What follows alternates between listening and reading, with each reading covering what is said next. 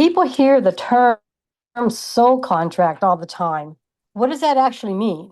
So, a soul contract is the idea that before incarnation, souls may agree to play important roles in one another's lives. And this is where it gets interesting. So, sometimes those roles are beautiful and sometimes they're challenging. The person who becomes your greatest love in one life may be your biggest villain in another. Mm, And so, people don't realize that it goes both ways. The child who teaches you unconditional love, the friend who changes your life, even the difficult relationships that force you to grow, that doesn't mean we have to stay in the unhealthy situations. I want to make that clear. It's not, oh, they might be have been my greatest love in a past life, even though they're, a narcissist in this one. right. Has nothing to Mhm. do with this life. You chose this life to learn a certain lesson. You getting away from that relationship is that lesson. It simply means some relationships may have deeper purposes than when we understand in that moment.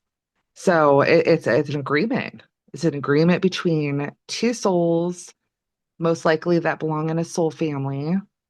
Mhm. And they said, you came to another soul and said, hey, I really need to learn this lesson on whatever it may be, healthy boundaries, on, spiritual growth, whatever it may be, and be like, can you help me with this? And they're like, sure, but next time, can you do this for me? Sure.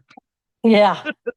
and you're, and you're making deals, your handshaking up there, be like, okay, I'll help you with this, and you can help me with that, and because Mm-hmm. you guys are on the same level, and you're agreeing like a business Mm-hmm. partnership, or Mm-hmm. whatever it may be, to help each other out. You're like, heck yeah, I'll help you. Mm-hmm. Yeah, they're high-fiving it until they get down here. And they're like, what the heck did I do? Uh-huh. Yeah. Yeah, that's hard because I think that's why some people have such a hard time. I see it a lot in hard relationships. They have this, well, I love them so much and I can't let them go even though they're toxic. It could be, I'm not saying it is all the time, but it could be because you did have past lives with them in different scenarios. You probably had a beautiful life in one or whatever it may be, and your soul does remember that, but it doesn't mean that's who they are in this life. This is probably the hardest question. If we plan our lives, why would anyone choose difficult experiences? And that is such a good question.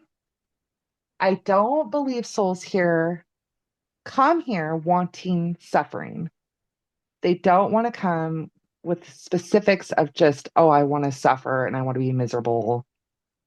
But they do come here seeking growth. And so that's the other side of the coin. So they Mm. know that lessons emerge through challenges. And so they're coming here seeking growth and understanding and compassion and courage and healing. And how do you get that stuff? How do you go and acquire higher spiritual, enlightenment, and growth for your soul and all this? You have to go through challenges. You have to experience all of it. So You. if you were a very rich person in a past life and you treated the poor abusively, you may choose to come back and be in poverty, someone on the street, And someone begging for food. that's a really good example. Yes. Mm-hmm. I know you've seen that and I've seen that a lot Mm-hmm. with the work we do. It's seeing different sides of the coin. It's seeing different, the light and the dark, and fully experiencing the capacity of life, the complex life. And they'll eventually discover meaning and strength and wisdom or their purpose with from these experiences that they have struggled with that they never would have chosen consciously. So no one Mm-hmm. wants to choose consciously to have hardships and struggles, losses. Mm-hmm. Um, we as humans, we try to stay as clear of that as we can. Yes, ma'am. No one's like, oh, I'm going to jump into that fire. That's right. You know, Right. but our soul knows better. Hmm. And that people struggle with that. They're like, why would my soul choose this? Well, your soul can see the bigger picture. They can say, hey, you kind of did this in a past life, or this happened to you. And so we want to see the flip side.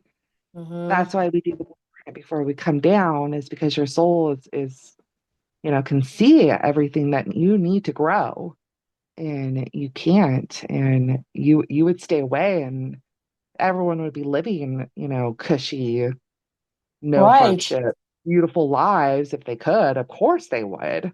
Hmm. But you don't get growth out of that. Hmm.